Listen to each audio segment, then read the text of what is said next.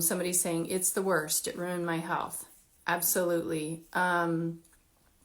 This is one of them I would put on the higher concern mycotoxins up with trichothecenes as far as how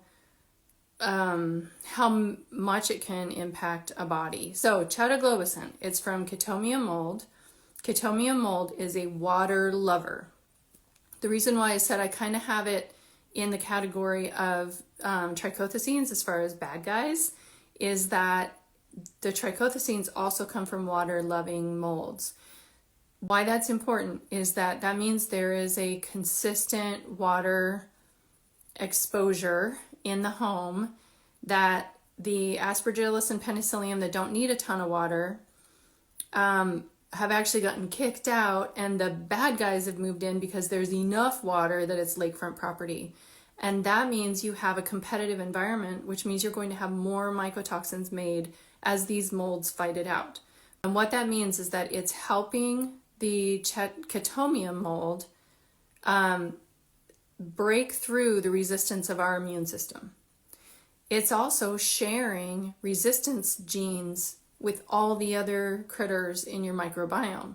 So if you have candida overgrowth, if you have rhodotorula overgrowth, if you have a bacterial overgrowth, SIBO, those kinds of things, Chaetomium is a very intelligent fungi and can learn how to resist our immune system, and then will share that intel with the other critters.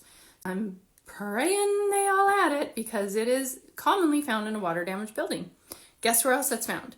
It's found in refrigerator filters. If you haven't seen my Drink Ice Water Get Dementia video, I tested 3 different filters, not in moldy buildings. When I posted that to YouTube, there was somebody that posted below in the comments that said, I am in water, filtration or water management.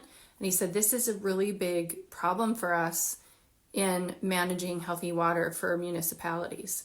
So it's that kind of pink slime. So animal studies report that it harms and actually kills the cells of liver, pancreas, and kidneys.